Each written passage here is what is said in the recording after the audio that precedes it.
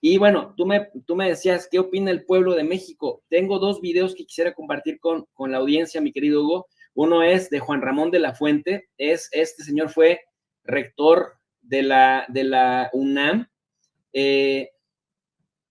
Fue rector de la UNAM y fue por toda la administración del presidente Andrés Manuel López Obrador el representante de México ante Naciones Unidas. Si me lo permites, esta sería una muy, muy importante opinión que sí representa el sentimiento nacional que se está viviendo en México a raíz de esto. Ya México, muy oportunamente, a través de la Cancillería, está elaborando y presentará en breve su queja ante la Corte Internacional de Justicia, que tiene tiene antecedentes sobre estos casos, de manera que ya hay jurisdicción al respecto. Yo también he pensado y planteado sobre la conveniencia de notificar al Consejo de Seguridad de la ONU para encarecer políticamente el agravio que ha sufrido México, y quizá también es algo que pueda prosperar en el Consejo de los Derechos Humanos de la propia ONU. Es decir, hay múltiples foros multilaterales en los que creo que México tiene que seguir adelante, porque el presidente, por eso es que tenemos un gran apoyo internacional. Este no es un asunto ideológico, este no es un tema electoral, no es un tema de una campaña política, es un tema que atenta contra la comunidad internacional, y por eso ha habido esta respuesta, Pepe. Insisto, en varios tonos. A ver, por ejemplo, hoy mismo yo me entero que los Estados Unidos, que habían tenido al principio una posición más bien cautelosa y muy parca, ya hubo un pronunciamiento mucho más explícito que condena esta acción. Ahora, ¿por qué se condena? No va en contra de una persona o de un presidente o de una figura o para fines prácticos de un país en especial, va para quien violenta el derecho internacional. Es como cuando hay una invasión de un país a otro, pues tú lo condenas porque la invasión es algo que nos pone a todos en un momento dado en una situación mucho más frágil de la que ya tenemos. Bueno, lo que México sufrió no es propiamente dicho una invasión, pero sí lo hemos visto en las imágenes, es un allanamiento con lujo de fuerza, en donde se maltrata por lo menos a un diplomático mexicano, en donde se sustrae por la fuerza a alguien que está ejerciendo su derecho a pedir asilo, y a un país que tiene el derecho, en principio, de concedérselo o no. Y si hubiera algo que discutir en relación sobre si el derecho de asilo, en este caso en particular, era o no procedente, también hay mecanismos diplomáticos para poder analizarlo y en su caso dirimirlo. Es decir, aún cuando el argumento que se ha esgrimido, que es que se trataba del ex vicepresidente de Ecuador y quien estaba ya procesado por algunos delitos, vamos a suponer que ese fuera el argumento que en este caso Ecuador quisiera esgrimir, tiene derecho a esgrimirlo, pero hay un mecanismo legal y diplomático para hacerlo. Y en todo caso, eso es lo que hubiera procedido. De hecho, ya hay antecedentes. En el mismo caso de América Latina, un político famoso que a lo mejor tú recuerdas, Aya de la Torre, peruano, una gente muy conocida y reconocida en su época, muy controvertida también, que pidió asilo en la Embajada de Colombia. Perú planteó por la misma razón que había un proceso en contra de él, de que ese asilo no procedía. La Corte Internacional de Justicia, que va ahora a revisar el caso de México, en aquella circunstancia determinó, fíjate, que en efecto el asilo no procedía para Aya de la Torre, pero que Perú no tenía derecho de violentar la embajada colombiana y sustraer por la fuerza a quien estaba solicitando asilo. En fin. Esa es en buena medida, y al final Perú respetó, no se atrevió a hacer lo que hizo el Ecuador. Entonces, Hugo, querido, esa es a grandes rasgos, por principio de cuentas, la opinión y el sentir del pueblo mexicano. Si quieres, corremos este video y luego haces una reflexión. ¿Qué te parece? Sí, claro. Mira, claro. Esto es más del sentimiento mexicano por el que preguntabas. Yo lo que pienso es que estaban esperando que yo saliera para proceder, o que saliéramos todos. Escuché un ruido muy fuerte. Inmediatamente imaginé que estaban tratando de entrar por la fuerza al edificio de la embajada. Percibí que la situación estaba grave cuando escuchamos el ruido y cuando damos la vuelta, porque se tenía que ir por un pasillo y da uno la vuelta, y ahí ya yo veo que ya sometieron al guardia. Veo al guardia boca abajo en el pasto con un intruso que lo tenía amagado. Yo voy a tratar de ayudar que él se libere porque había 2 personas que lo estaban deteniendo y el ministro estaba agarrado del quicio de la puerta, impidiendo que ellos pasaran. Cuando finalmente tenían que salir, me empujaron, creo que ahí fue donde me pegaron en el ojo, que tengo una marca aquí, porque era con un escudo que llegaba hasta mi cabeza. Sale un intruso y me doy cuenta de que van a abrir nuevamente la puerta, muevo un librero para impedir que ingresen. En eso me quitan a mí, mueven el librero, yo pues opongo resistencia lo más que puedo y me retiran hacia el fondo de la biblioteca. Un guardia entra y me apunta con un arma. Y yo en mi espacio ya le grito, soy Eva Balbuena, comunícame con la embajadora, rápido, muévete, es una emergencia. Y ya cuando le dije, sí, es que se acaban de llevar al ingeniero Glass. Salieron 2 vehículos blindados.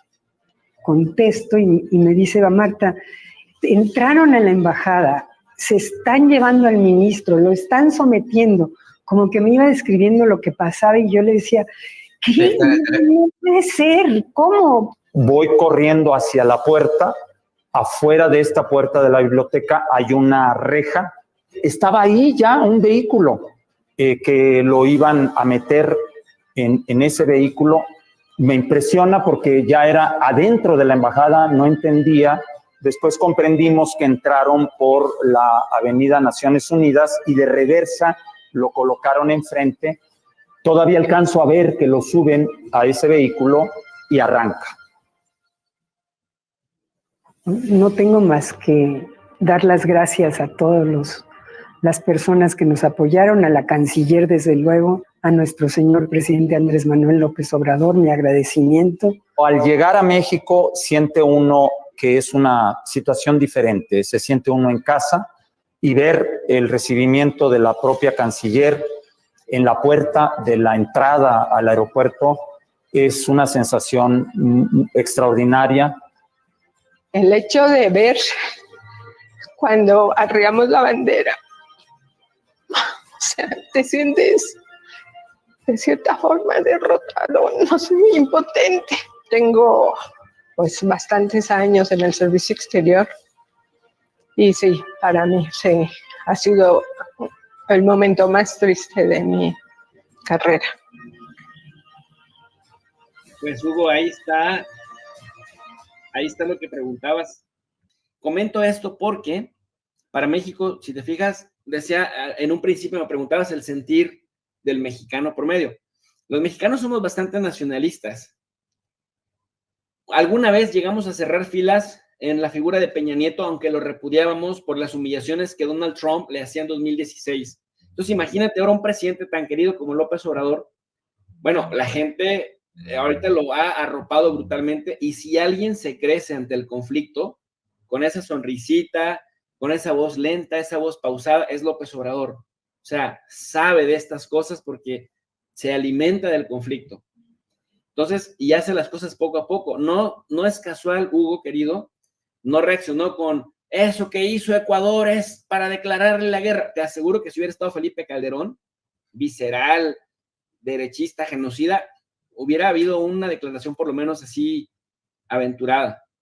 López Obrador dijo, no, somos pacifistas, somos humanistas, le pido a la gente, al pueblo mexicano, que no condene, por favor, y ni estigmatice, por favor, a los hermanos ecuatorianos. Una cosa es el gobierno.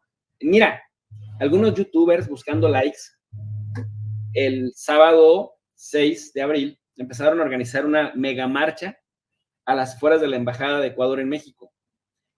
Quienes les conocemos, quienes les sabemos a la psicología de masas, sabemos el riesgo que ello conlleva si no tienes protocolos bien claritos y bien definidos para evitar una tragedia, porque la gente en masa se embrutece y pudieron haber hasta linchado a los funcionarios de la Embajada de Ecuador, y entonces esto nos pone moralmente peor, nos pondría moralmente peor que lo que estamos acusando y que de lo que nos estamos quejando. Entonces, audazmente el presidente salió a desactivar eso. Dijo, señores, por favor, no vayan a esa marcha, no nos arriesguemos a que haya violencia. Salió también la ministra del Interior, la secretaria de Gobernación en México, así le decimos al ministro del Interior, la secretaria de Gobernación también salió a decir, no vayan a la marcha, no vale la pena, estamos bien, estamos acudiendo a la Corte Internacional y a organismos hemisféricos. Entonces, para López Obrador siempre ha sido muy importante la legitimidad, que el pueblo, Hugo, que el pueblo esté informado de los procesos en los que vamos, y esto que hace de estar sacando un videíto un día, un videíto otro día, un videíto otro día. Mira, Danielito, en la que te metiste, papi. Ahí te va, ahí te va. Vienes a hablarnos de que unos pocos rijosos, mira quién va a quedar como uno de esos pocos rijosos. Y esto que vemos aquí en pantalla, México podría irse directo a la Corte Internacional de Justicia, pero le está dando legitimidad a su causa. Que otros cuerpos diplomáticos del mundo sepan que a raíz del antecedente tan horrible que está, mira, mi esposa Sonia, yo estaba en una entrevista en un noticiero en el que colaboro todos los viernes, en Capital 21, ya me estaba despidiendo de la entrevista, estábamos hablando justamente, Braulio Luna, el conductor de ese programa, y yo, y me dice, doctor, antes de que se me vaya, yo ya me estaba despidiendo, y me dice, ahí tenemos el video.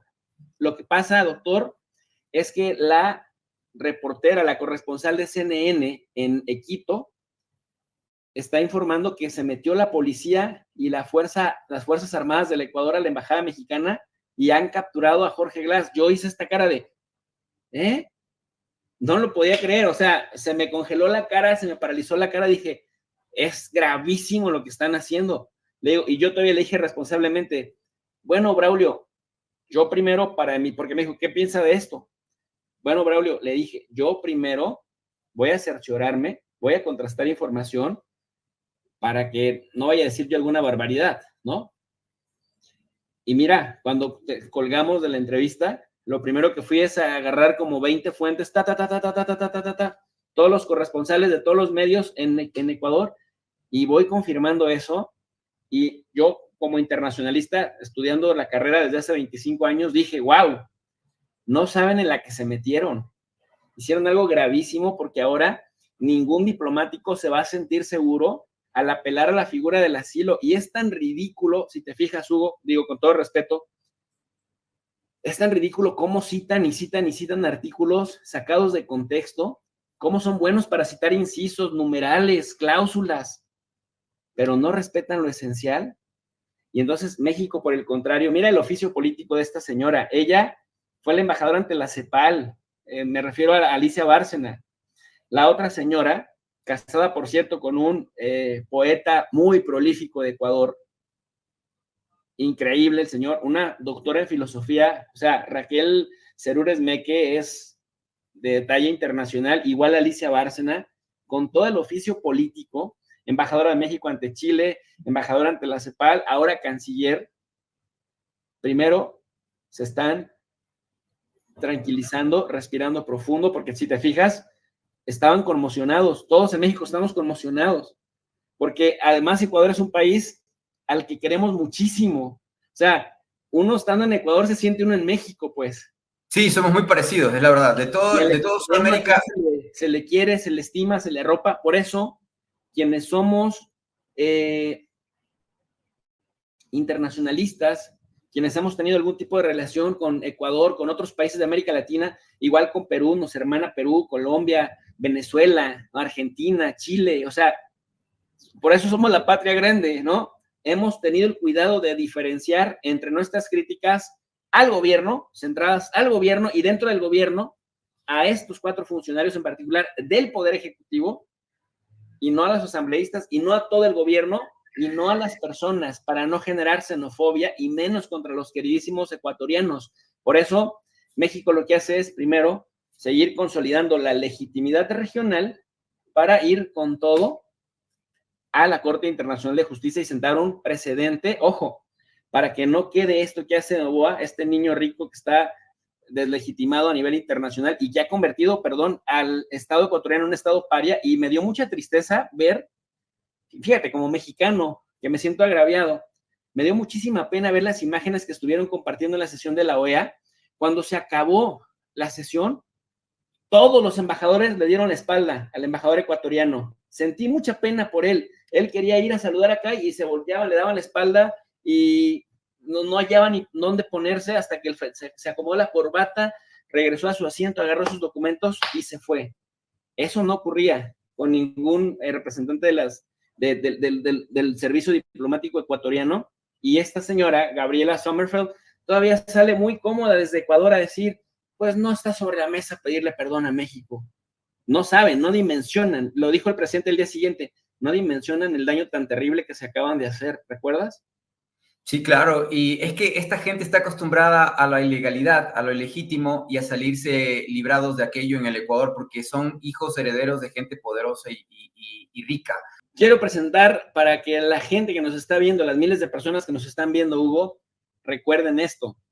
Acusan al gobierno de México de injerencista por haberle dado asilo político a Jorge Glass, porque primero dicen, no, es que las palabras de López Obrador. A ver, si las palabras de López Obrador incomodaron, me gustó mucho lo que dijo un analista ecuatoriano hoy, lo escuché, dice, les duele lo que dijo López Obrador porque es verdad, pero se quedó corto, son mucho peor aquí en Ecuador, ¿no? Dije, mira, pero eso no es suficiente para romper relaciones y para hacer lo que hicieron con la embajada. Y luego después, que dicen, es que México hizo una mala utilización de la misión diplomática para funciones que no competen. Perdón, pero México hizo esto de forma cuidadosa. Fíjate bien, Hugo, y eso lo quiero compartir.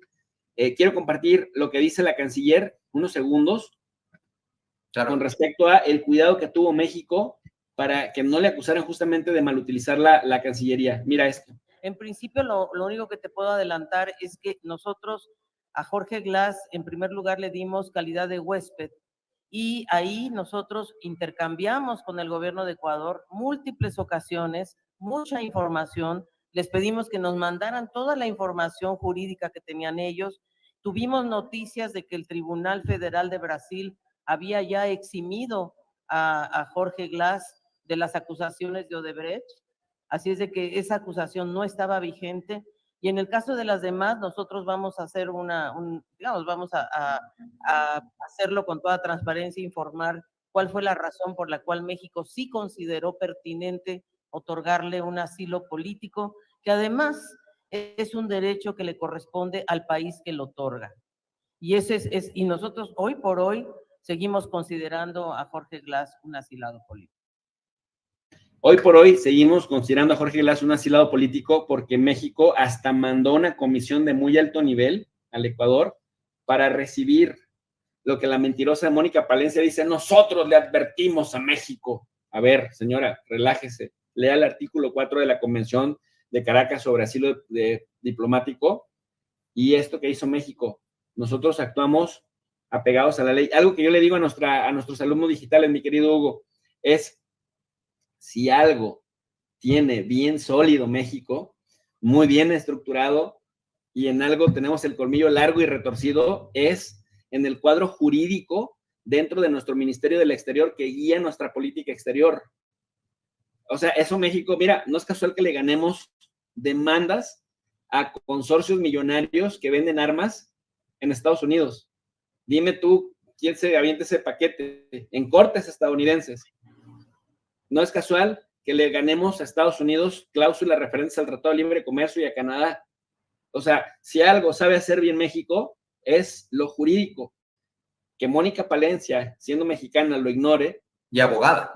Y se envalentone, y supuestamente abogada, o esta señora Gabriela Sommerfeld, que le deberían decir boca de diarrea, mano, porque cada que la abre la caga. Doctora y la embarca. en Relaciones Internacionales por la Universidad de Salamanca, Palencia. O sea, también a veces creo yo que la universidad no te hace inteligente ni tampoco te da criterio. Y creo yo No, que...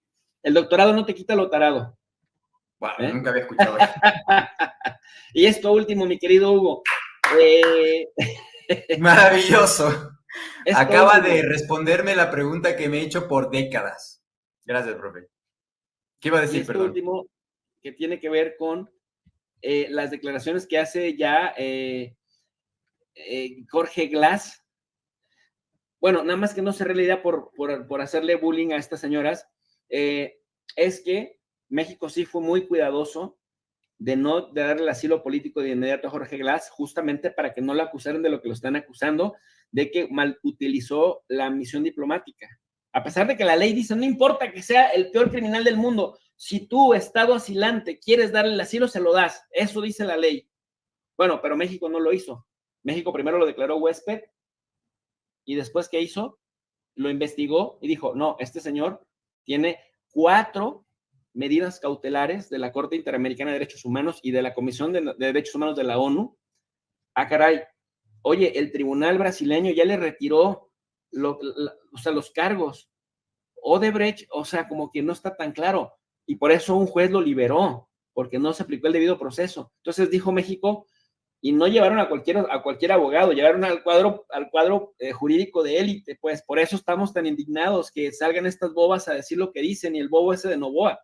Y al final de cuentas, dice México, nosotros lo seguimos considerando perseguido político, para nosotros sigue siendo nuestro asilado político, y una manera de resarcir, y hoy lo dijeron Petro y Maduro en Caracas, que están, Hugo, haciendo las paces después de que se dieron unos golpes hace unos días, en sentido figurado.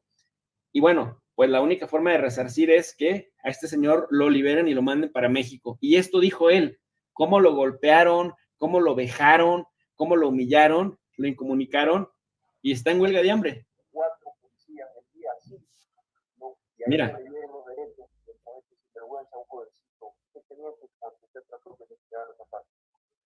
¿Ya? Y luego lo vuelven a filmar para hacer una amague, me sientan, no estaba todo apaleado, y me ponen nuevamente a leerme los derechos así un policía, no hacían eso, ¿no? Y me sientan ahí, y yo me manejo.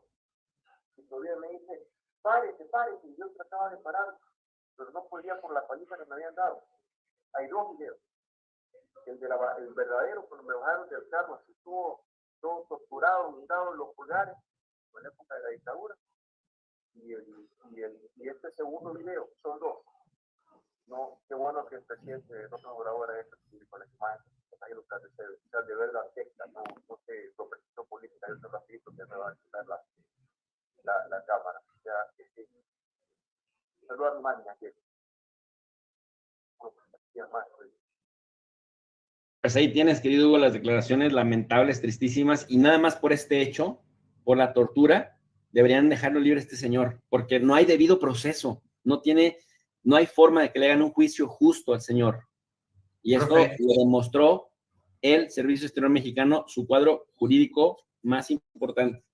Con mucho dolor debo decirle, profe, que el defensor del pueblo que investigó los crímenes de Estado del gobierno de Moreno en el 19, en el octubre, yo le digo el octubre rojo del 19, está 5 años con prisión preventiva en la cárcel sin sentencia. Ecuador es lo que es actualmente el país más peligroso de América fuera de un conflicto militar, en una guerra, en una invasión, porque el sistema jurídico, el sistema de derecho, el sistema democrático no existe en el Ecuador desde la consulta mañosa del 2017.